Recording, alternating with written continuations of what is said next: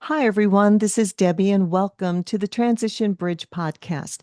This is the podcast where we come in each and every week to discover more about the purpose and the power of life's transitions. One of the most difficult transition for us to navigate is that transition of loss.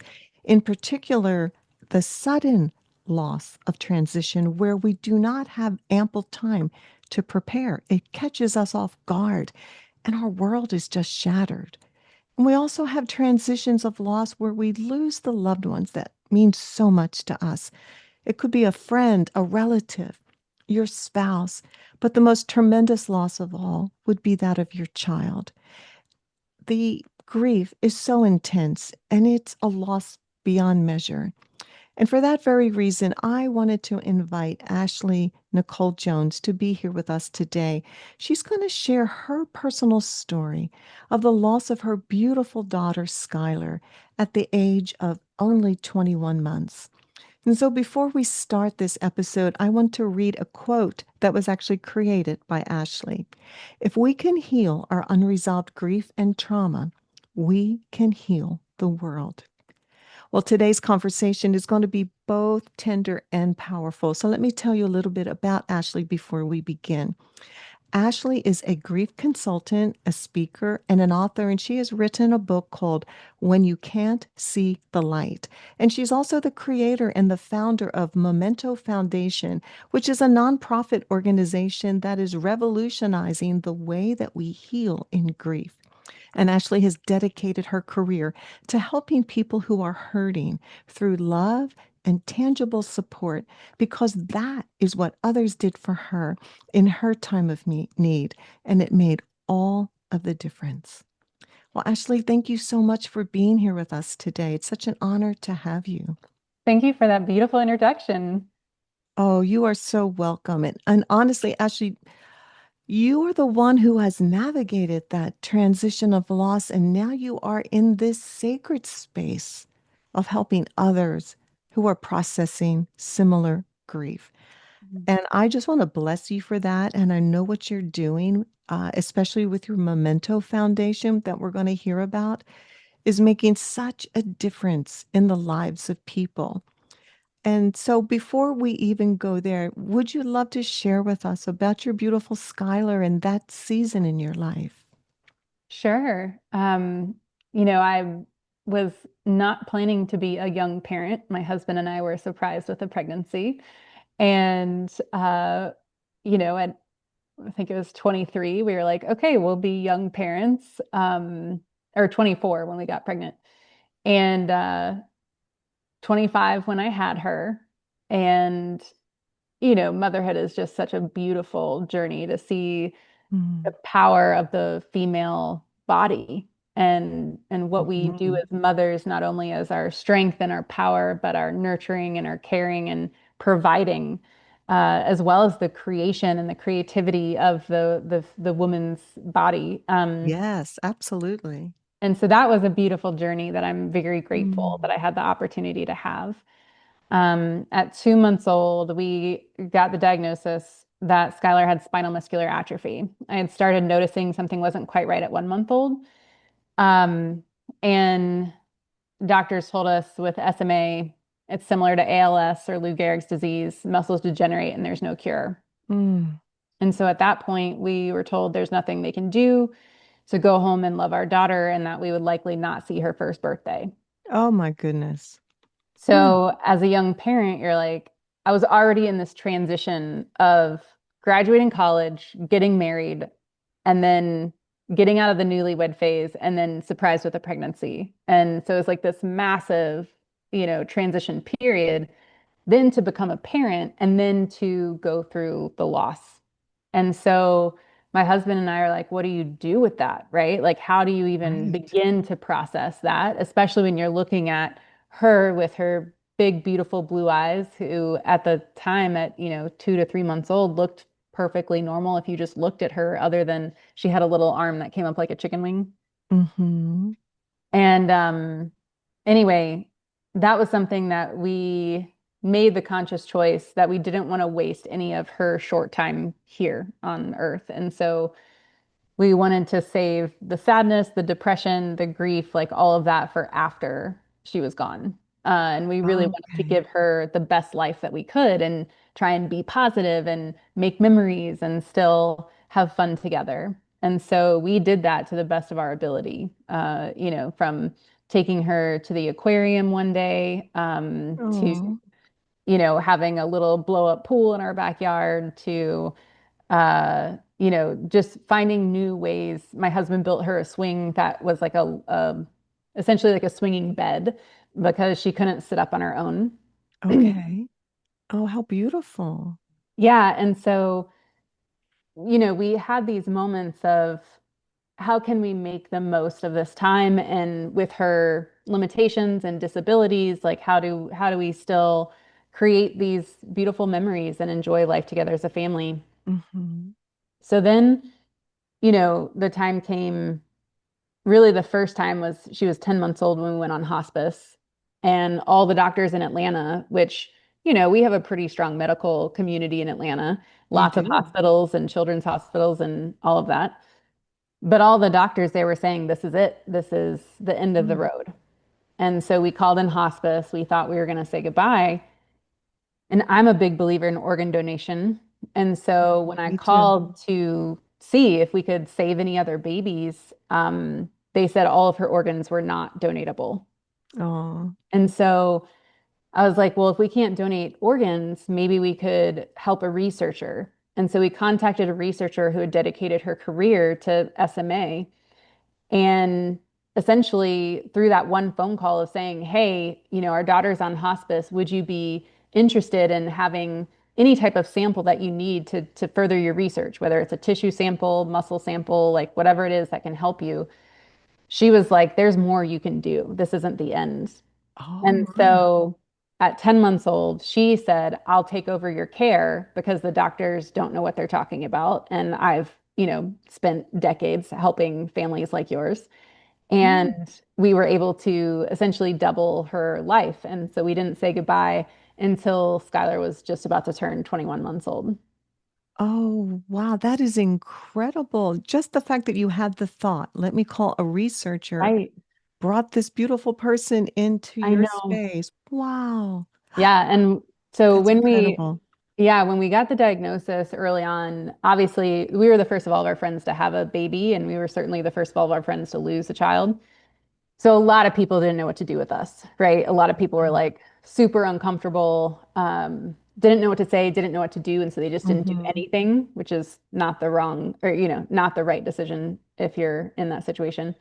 But a lot of people disappeared, and my husband and I were left thinking like, oh my gosh, this is the hardest time of our lives. Like, Oh, we need love, we need support. yes. But we did have a handful of friends who showed up to love us really well, and our family members as well. And one such friend gifted us a professional portrait session. And that Okay. portrait session really was the inspiration in starting Memento Foundation, because those photos that we had taken with Skylar were so helpful in the first year after she died, of just Mm. being my support to help me feel and you know process all of the loss and the grief and the sadness and the depression, and just be able to sit with it and really be with it, like to have that presence, that Mhm. our society encourages people to check out or dissociate Right. or distract and all of that. But the photos really gave me a safe space to grieve and feel and heal. And I realized that feeling is healing. And these photographs were a tool to support me, and could be a tool to support everyone else who's also going through a loss. So that's actually when I started donating portrait sessions to anyone I heard of facing a terminal diagnosis. What a gift your friend gave you. How did they come up with that idea? They had a friend who was a professional portrait photographer, and they had gone to college with her. And it turns out that they didn't know this at the time, but they had asked her just because they knew she was a photographer. And they were like, "Oh, we should just do this for this family." But it turns out that her niece has SMA type 2, which is a less severe form Okay. of, so she has two nieces with the SMA type 2. And so when she learned that our daughter had SMA type 1, the more severe form, she was like, "Oh my gosh, I've been looking for ways to give back to the SMA community." And so she was like, "I'm just gonna give you this session and it's a gift from her." So, Well, oh, what a beautiful gift. And I can only imagine, looking at those photos and going back to that moment with your daughter and how that could bring so much healing. mm. And That's so photographs amazing. too, the beautiful thing about photographs is that they don't change, but they evolve with you. So Tell the me more. photograph itself doesn't change, right? Mhm. It's printed, Yeah, it's as is. Yeah. but for example, in the first week after she died, looking at the photographs and seeing that she was alive in the photograph, but then she had just died in my head was too much. Like my heart just Mm, ached every time I looked at those photos because it was so painful. And so I turned the photos face down all throughout the house. I was like, I can't even look at them. It's so painful. right. But then after a couple weeks, I just missed her so much that the Mm. longing to see her outweighed the pain of not having her. And so one by one, I would turn the photographs back up throughout the house. And then over time, I could sit with them and ugly cry. I could hold her when she wasn't here to hold, right? They gave me a Oh, physical way to tangibly connect with her. And I could walk into her room and look at the photo and still greet her in the morning with the greeting that I always did, which was "Good morning, sweet girl." oh, And I could tell her how much I missed her and have this way to continue the bonds that people share after a loved one dies. And so I realized that these photographs were so much more than just a photograph. They were a true support tool. And only later did I learn that research actually backs photography up as a grief support tool. and I'm so glad you shared that because I never thought about that. I know sometimes we'll go back and look at old photos like from years and years ago, Mhm. but there's something so special about the time right before you lose your loved one. Those Mhm. photos are, I don't even have a word for it. They're just so magnificent. Yeah, priceless. Priceless. Thank you. Because I was Mhm. like, what is the word? What word do you use to describe that? And so now you have this foundation, which I was reading about, and I love it. So you help like families maybe that are in stage 4 cancer. And so tell us how your foundation works. Yeah, so like I said, I was volunteering sessions to anyone I heard of facing a terminal diagnosis. My husband was like, "I love you and you're giving heart, but we're going to go bankrupt. Please stop giving it all away."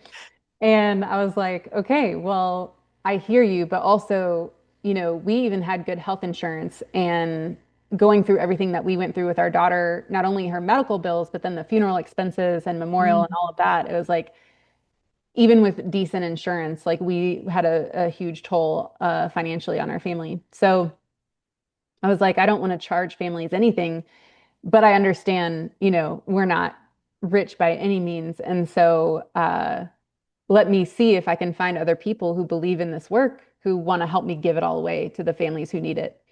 And so we've been able to provide free portrait sessions to people facing a terminal diagnosis or any stage 4 cancer diagnosis, giving them, beautiful, tangible prints to hold and sit with. And we also have a community support side of our programming as well. So creating innovative tools and resources to help people better support themselves and each other through loss. So people all around the world or around the nation can join this community group in some way or form for support. Yes, so it's the photography program, the Preserving Memories program is just for the United States right now. Um, Okay. so we're recruiting photographers across the country. We don't have photographers in every state yet, but that is something that we're actively recruiting for and hope to be able to have people everywhere. The community support program is open to anyone, anywhere. So, you can access the learning library, you can join our book club, you can, um, you know, look at our website on our resource page. We have books and podcasts and a documentary film that you can watch and other partnerships that we've connected with. So some of our partners are Help Text and Support Now as a crowdfunding kind of meal train platform. So we have a lot of different things, and our goal is to be a comprehensive resource for people who are looking for help for themselves or for others. I love that because sometimes, and especially if you don't have family nearby and you're in that time of grief and you really don't know who to turn to, what to do next, and to have what you have created actually is like a breath of life to the one who needs it the most. Yeah, and we have, I mean, it's truly like for example, if you have a friend that has is going through a tough time, it doesn't even have to be a death. It could be, a pregnancy or a family transition or a job transition or whatever that is a challenging time. We have a website called howcaniloveyoubetter.com. Mm. And it's a way for you to shoot an email off that says, hey, I see you're going through a tough time. This is how I want to offer help to you. And you can customize your list. So you can type in your own options or you can choose from the list that we have populated. And then that gets emailed to the person. And then they get the email so they have time to read it and think about it and process. Because so often in conversations, we don't have the quickness and the brain power to say, oh, this is what I need and can you help me? Yes. People are like, call Yes. me if you need anything, and then it's empty, right? Right. Or people will be like, what do you need right now? And you're like, I don't know, my brain's not working. So Mhm. that's an email form that we've created to try and help more tangible follow through and physical ways for people to offer support that can be really helpful. So you're really enabling and empowering other people to come alongside, to be that Mhm. voice of comfort, compassion. I understand also that you're helping companies to know how to better help their employees that are walking through grief. How do you do that? So I created a trauma-informed photographer training when I started training photographers to work with me. And I brought one of my board members through the training and asked her, give me your feedback. And she was like, can I bring my whole team? Like, she's like, I know we're not photographers, but this is amazing. Can I bring my whole team through your Oh training? gosh. And I was like, well, no, because this is for photographers, but also that's interesting. Let me think about that. Right. So I was thinking about that. And then as we were serving families, there was a family, specifically a wife that I remember doing the session with. And she was talking about how we were literally there doing the session with her. And I just kind of felt this heaviness with her, despite, her smiling and putting on a good front for her family.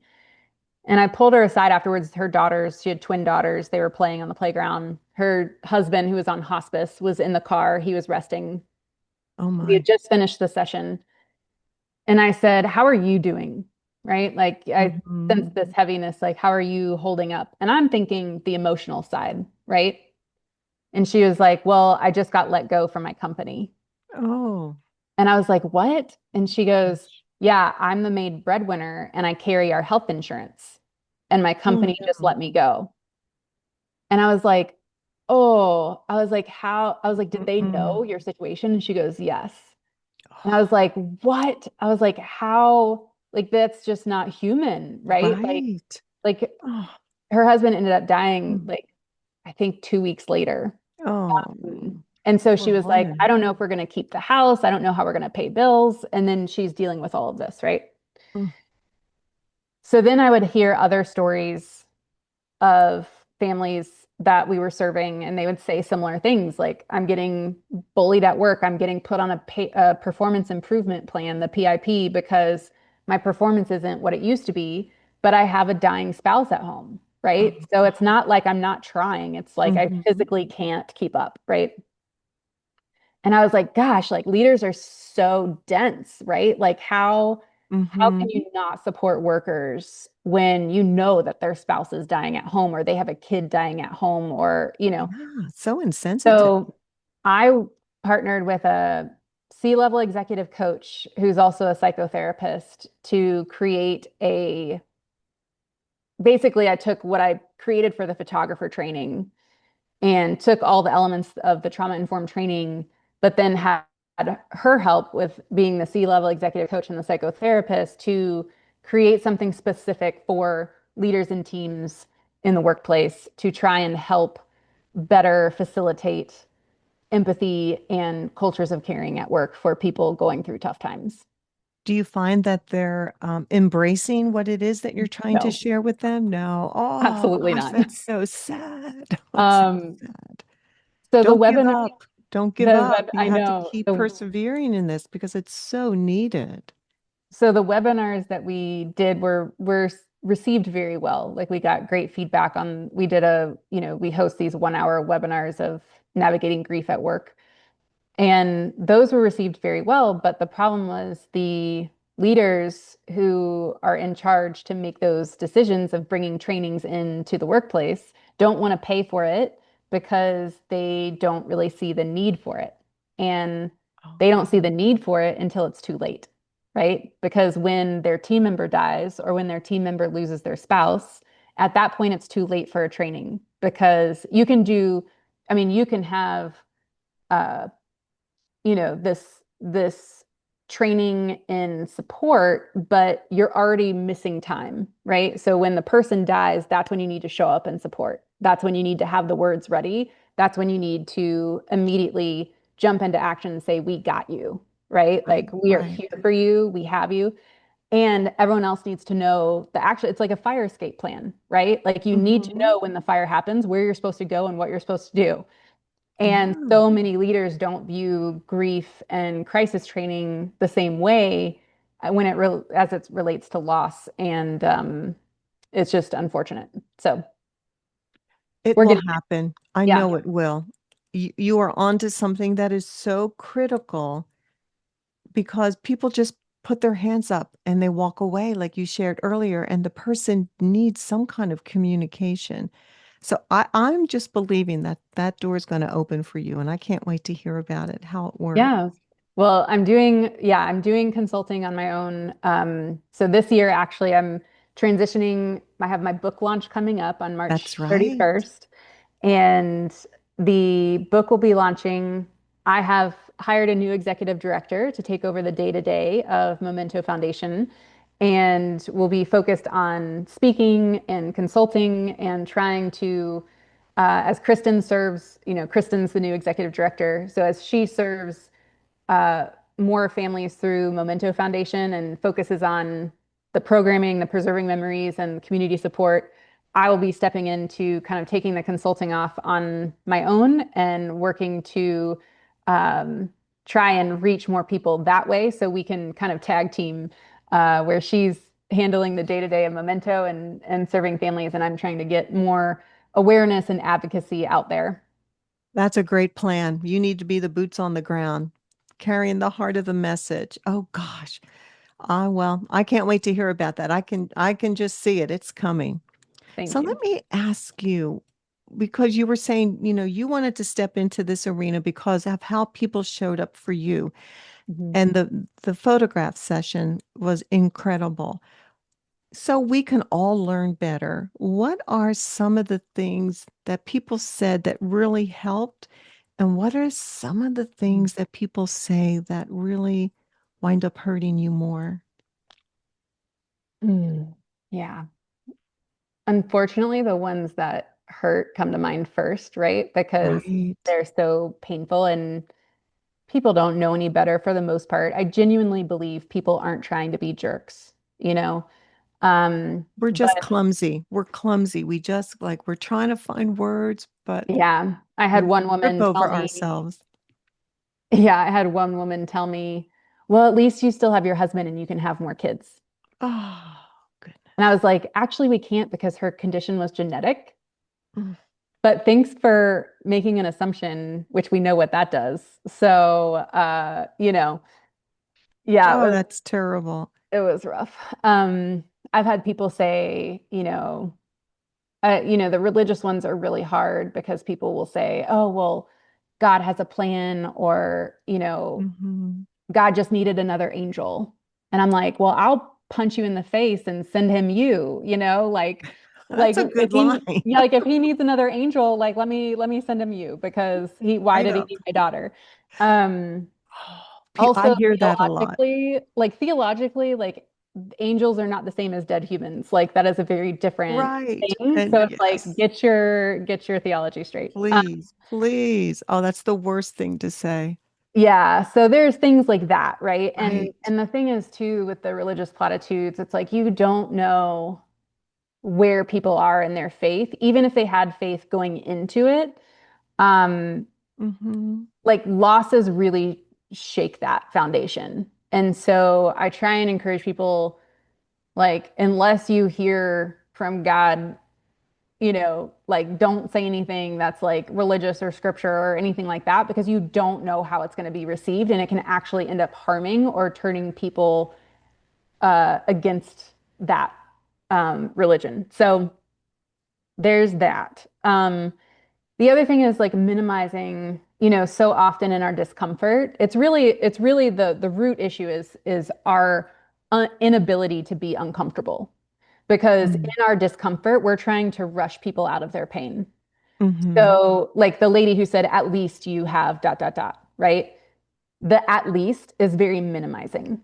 And so Yes. just like cut that word out of your vocabulary, like the two words at least, Hmm. because anytime you say at least, it's like just dismissive. So that's one thing. And I think too, the other thing that happens is people try and rush you. So it's like, for example, like with a divorce or with a loss of a spouse or any type of relationship Hmm. ending, people will say, "Oh, well, you'll find someone else. You'll be okay." That's Right? a classic line, isn't it? Right. You'll find someone else. You'll be okay. And it's like, well, I know I will, but that's in the future. Like, I need someone to be present with me right now and sit with me in this pain and just honor my pain in this moment. Like, don't try and rush me into the future. And so, those are just some tips of like the what not to say. I think the most powerful things that people have said to me are just like the honesty of, dude, I don't know what to say to you right now, but I love you and I'm here for you. We You know, don't have to have the answer. so simple. We don't have to fix anything because there's nothing to be fixed. Like you can't fix Mhm. death, right? Mhm. You're right. And so if we would just stop trying to push an agenda and escape our own discomfort, we can just be present and show up in love. And that's I think the most critical piece. If you're, if I've rambled and you're toned out, like come back in for this piece right now. Because if you can just show up in love and how you show up matters. So if you're showing up in love versus showing up in fear, people feel that. It's a very different energy. Mm. And as humans, we're energetic beings, and we forget that because we're so in our heads all the time. But we can feel energy. And so when you show up in love, that's a very calm, grounded, safe place. But when you show up in fear of like, oh my gosh, I'm going to say the wrong thing, I'm going to do the wrong thing, I'm going to make them cry, I'm going to eat blah, blah, blah, it's like that is a very different energy that people feel, and it's uncomfortable for everybody. I So agree. if you can't, if you feel that you're anxious, like take some deep breaths, calm yourself down, ground yourself, and then walk into the room or then say what you want to say. But just notice where you are and know that your presence, like a loving presence, is the most powerful thing you can offer. That is so beautifully shared. And sometimes that loving presence is silence or just Mhm. being there and allow the person to come forward when they're ready, Yeah. and there's just so much to it. I know I had a friend who lost her husband and we got together, it was, a period of time later. And I just started talking about things we used to do together. And she said, Debbie, you are the only one who will talk about him. Mm. Yeah. So did you find that it helped if you got to share more about Skylar In some ways, I in think, some ways? yeah, I mean, no one wants to just forget their loved one or pretend like they don't exist. You know, part of the hard struggles that I faced was in the first year. was everyone posting like back to school photos. Oh gosh. Yeah. And that was like a surprise that, I mean, I expected like the holidays were going to be hard, right? I expected her birthday was going to suck. Mm-hmm. But there were certain little things that came about that like really just caught me off guard and knocked me down. And back to school photos were one of them. And I was like, ooh, like, yeah, that's a Yeah. lot. But at the same time, I don't want other parents to not share their kids with me because I still love their kids and I'm glad they're alive, you know? So it was this balance of my own mental health and wellness, what I could share and what I couldn't share in different moments in my grief, and having an understanding and awareness of where I was in my grief journey and like the sensitivity I was feeling that day versus not. But I'm so grateful that I have the ability to talk about Skylar to this day and have been able to share her on stages everywhere because that has given me a way to feel close and connected to her, even though it's been over a decade since she's died. And because I have the nonprofit, I feel like my friends are more open and willing to talk to me about it because I'm very open and willing to talk about it. Whereas I think in some cases, even with my husband, who, you know, is married to me, who's like, this is our story, and, you know, I'm on stages everywhere.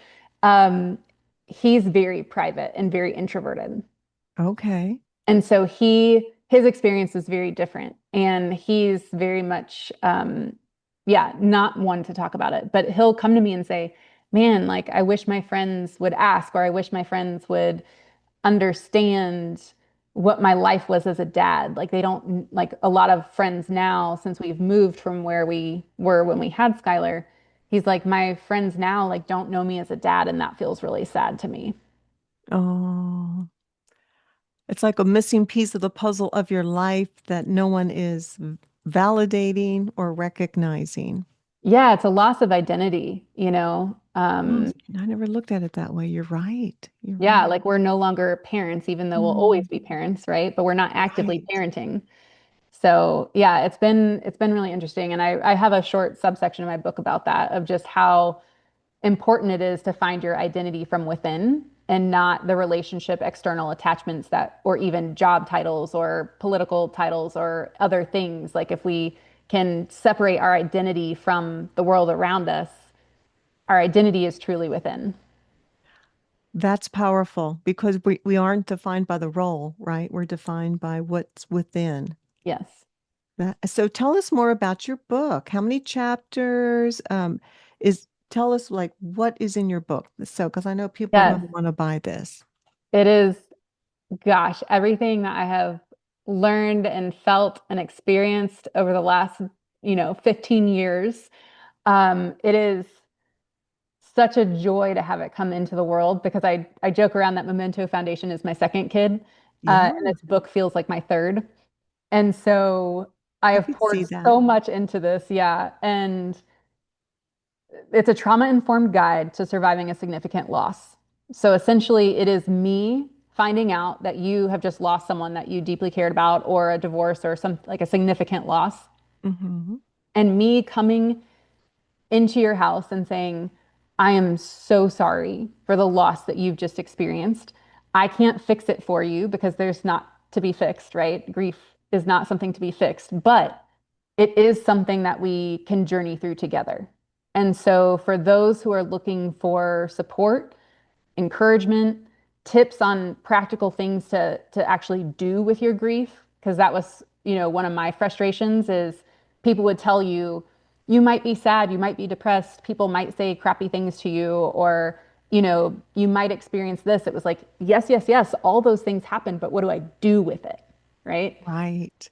So my book is like a practical guide to surviving that loss, and it's got artwork throughout, so watercolor, full color artwork throughout. Beautiful. And it's really a book designed for the reader experience of someone in grief. So grief brain is real. We can't process loads of information all at once. So opening a regular book is overwhelming. That's why this is actually like a bigger format book. And then within the pages, there's lots of artwork and margin to give people space and room to breathe and think and feel. And then we have, with the trauma informed side of it, we walk people through, basic handle with care type needs in the very beginning. And then we work through how to actually take care of yourself and rest and practice self care. We go through all the emotions. We understand grief and the misconceptions that our society is taught about grief. For example, Yes. there are no five stages. Like the five stages were meant for people facing their own death, not for people who faced a general loss. Oh, I didn't know Um, that. yeah, so Elizabeth Kubler-Ross's research, our hospice team gave us a pamphlet on the five stages of grief.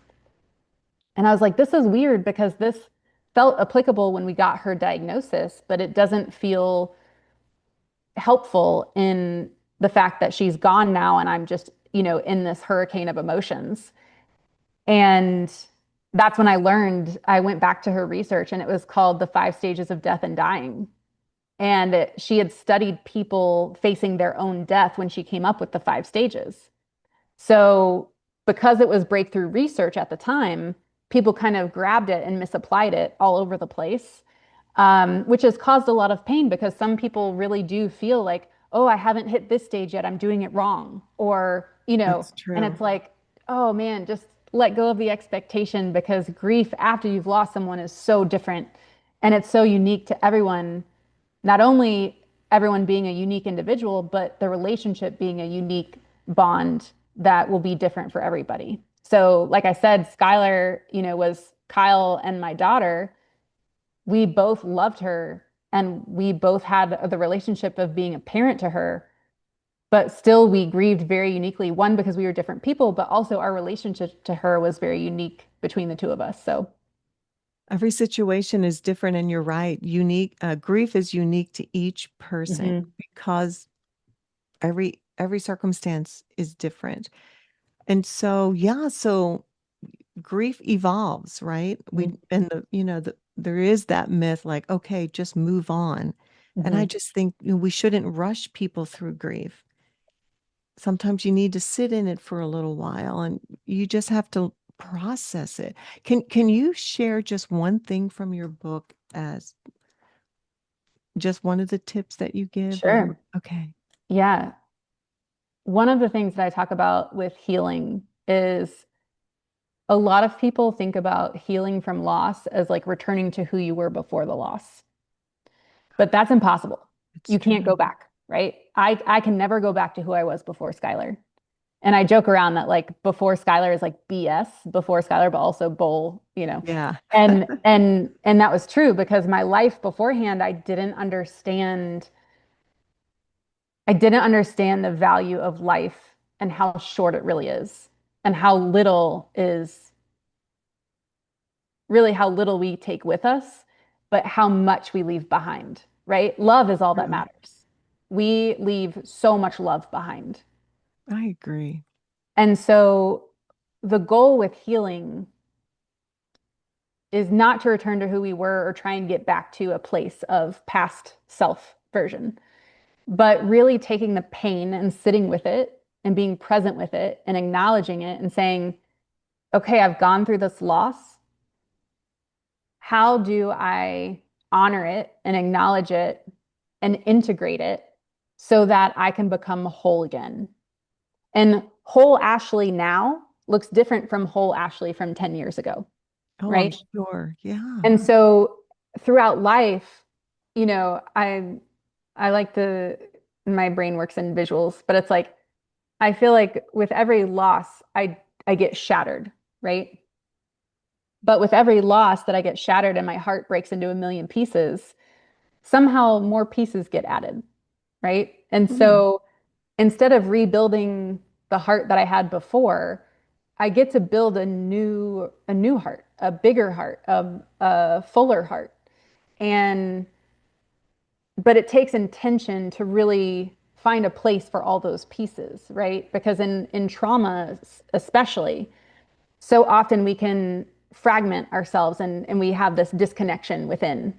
Yes. And that healing is really trying to reconnect all of those wounded places to say, I see you. I'm not trying to ignore you. I'm not trying to shove you down. I'm not trying to put you in a box, on the other side of the universe. Mm-hmm. I want to be whole and I want to carry all of these things with me in a healthy way that I can be fully myself in this moment. And so, part of the healing journey is kind of re-meeting those places within and figuring out where you have limiting beliefs, where you have emotions that are stuck or unprocessed. Mm-hmm. And so that book kind of takes people through that journey of, exploring different places within. And it's not meant to be a replacement for therapy because I think therapy is incredibly helpful and I Yes. highly recommend it, but it more as a tool. And I think even in the book, I'm like, take whatever we're doing here to your therapist, right? If something comes up or if something triggers or activates you in a way that you're like, oh, that's some unresolved pain that I just thought of that I need to process, and maybe I don't know how to process, or maybe now I'm old enough that I have the tools to process it, right? Because that's Mm-hmm. the other beautiful thing about grief. As we age, we have more connections, more tools, more understanding, and different perspectives in life. And so, like a loss that for me happened in high school, my high school self didn't have the tools or the Right. guidance or the support to deal with it. So I just had to shut it out. Mm-hmm.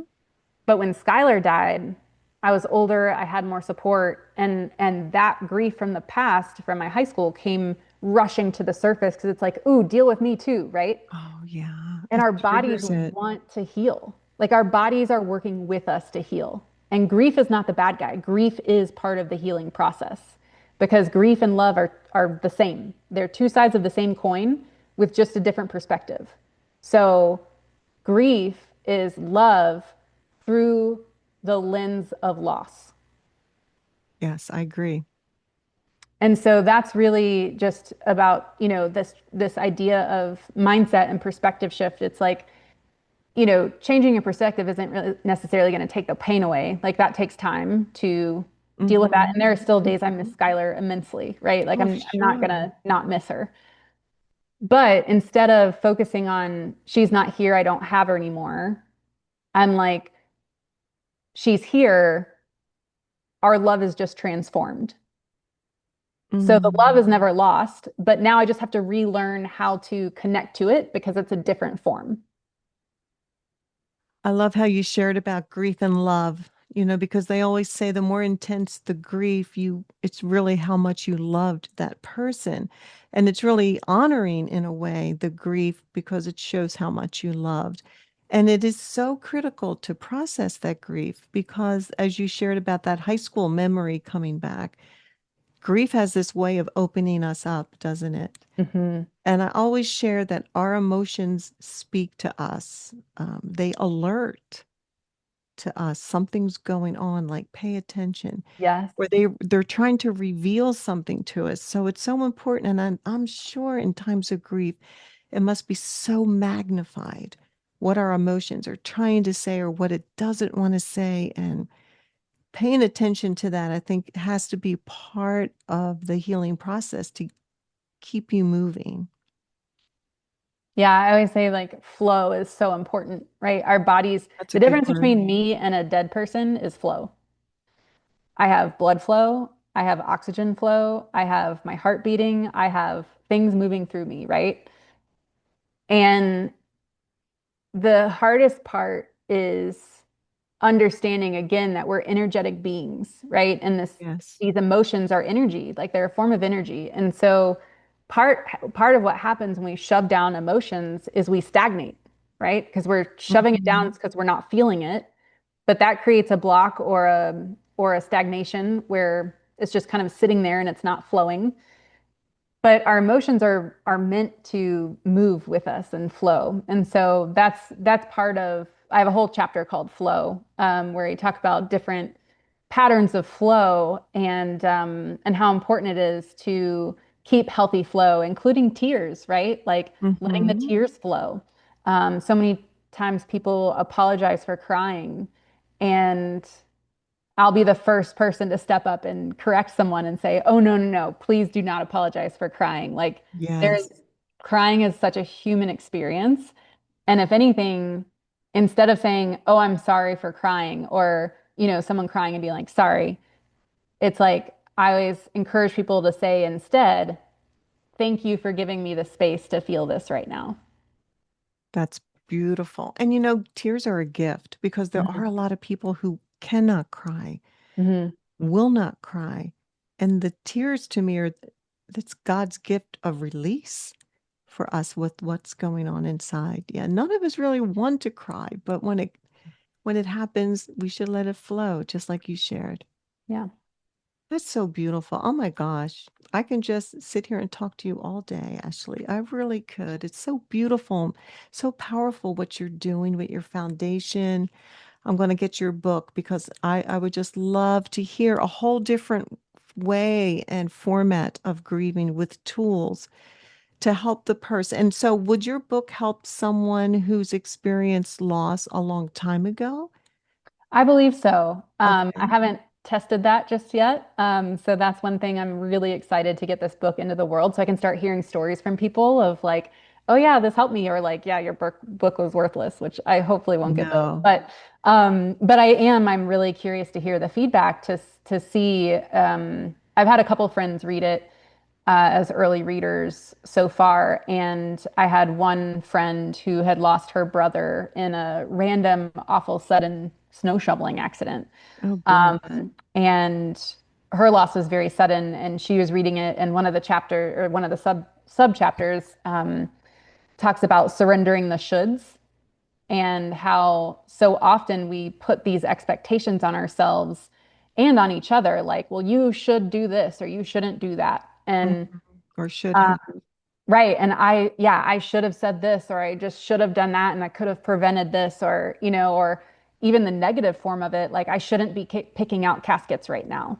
And anytime we use should, it creates a separation from our reality. And when she read that, she was like, "Oh man, this is so helpful." We were like, my family literally was just talking about we were shooting on each other this past week in the planning of stuff. And so anyway, it was really encouraging from the friends who have read it, both with recent losses and some with not so recent losses, that they were able to find helpful nuggets throughout, and then just appreciated the artwork throughout. So that was encouraging.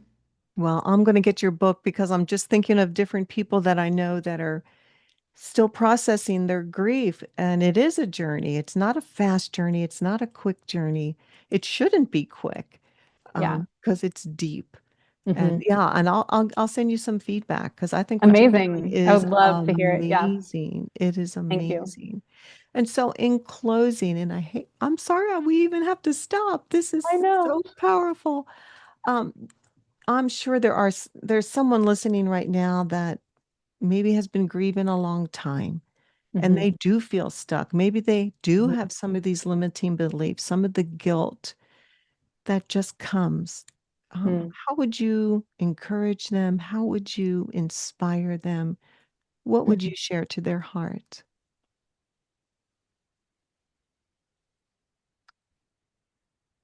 For people who feel stuck in their grief, I want you to know you're not alone. There are Mm, so many people who feel stuck in their grief, and there's nothing wrong with you, right? Like so many times people are like, "Oh, what's wrong with me? What's wrong with me? What's wrong with me?" And that itself is a negative belief that you're accepting in the form of a question, right? And there's nothing wrong with you. You're grieving, you've suffered a loss, and we live in a society that doesn't teach us how to deal with it. So, shocker, we're all stuck to some degree in our grief and pain. But that said, it doesn't feel good to feel stuck. And so I want to acknowledge that, like, if you have the resources, different therapists can be incredibly helpful, especially if you've had a traumatic loss, which also kind of adds another layer on feeling stuck. EMDR therapy or CBT therapy can be incredibly helpful. You can just Google those. But outside of that, I would say words really matter. And Mhm. again, that idea of what's wrong with me, right? Four words that create a very limiting belief that something is wrong with you. Um, so start to pay attention to the words that you use. I used to say, oh, my daughter was taken from me too soon. And I don't say that anymore because that's a really sad way to look at her death. Um, One, that someone would take her from me, right? And then that she was taken too soon. I believe that she fulfilled her purpose here, which was to wake me up um, Mhm. and to set me on my purpose journey. And unfortunately, her life was very short, and I absolutely long for the rest of it.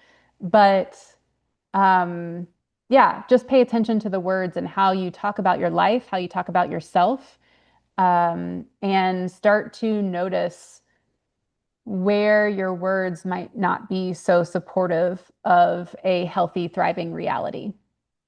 And that's where to start.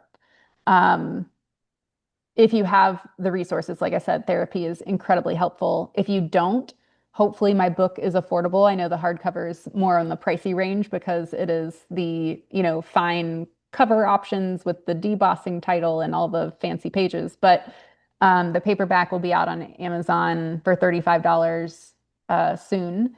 And I hope that that can be a support to anyone who's feeling stuck as well. And so, as far as resources on your website, and I'm Mhm. going to have all of Ashley's information in the show notes, but can you tell everyone your website? That would be a great resource to go to as well. Yes, so for the resources specifically, I would point you to mementofoundation.org/resources. That has a list of books, including one that I would like to mention called The Light Between Us by Laura Lynn Jackson. She, for those who are feeling stuck, especially with guilt or shame or any type of situational trauma around a death that might be hard to let go of, her book was incredibly comforting and encouraging. So it's called The Light Between Us, but that's on our resource page at mementofoundation.org/resources. There are a whole bunch of others, all of which I have read or my colleague Carol, who's bereavement certified, has read. We have some podcasts on there as well as a documentary film. Like I said, our support partners and stuff like that. So there are a lot of great resources on our resource page on Memento Foundation. And then if you want to purchase my book, that's on ashleynicolejones.com. And you can also reach out to me via my website as well. Well, that's wonderful. Well, Ashley, I can't thank you enough for being here with us today. This, I think, has been one of my favorites. Thank you, Debbie. You came from a place where you've learned so much. And your daughter Skylar, as you shared, awakened you to your purpose. What a beautiful concept. What a beautiful way to look at her life, her purpose, and the reason she came to this earth Mhm. was for you and for all of us now and all of the Mhm. other people around the world who are going to be impacted because of what you have created. And so I just speak blessings over your foundation. And I want to shout out to anyone who's a photographer. And if Mhm. you're looking for a deeper meaning in what it is that you have this gift of photography, please connect with Ashley because she's looking for photographers. She will train you. And what a gift that you can give to a family who's experiencing loss, and you could be the one who Mhm. can create those photos that will be in their journey of healing. Mhm. And so, thank you for being here with us today. And I want to just thank the Transition Tribe for coming in each and every week. My heart's prayer is if you are listening and you really are hurting, remember what Ashley shared. Don't go through this alone. Grief is not easy. You need someone to hold you up, to walk beside you, to hear your heart, to speak life back into you, and to just hold your pain, hold your pain and hold you close. And so please reach out to Ashley. Please step into one of these communities and just believe that your life matters and everything about you still has a purpose. And so I just want to bless you in that journey. Keep flowing, as Ashley said, because you will eventually get to that place where now you may be the one who steps out and helps others. And so, Transition Tribe, thank you for coming. I will see you next week. And in the meantime, just keep walking by faith, one step at a time, realizing that transitions do have purpose and they do have power.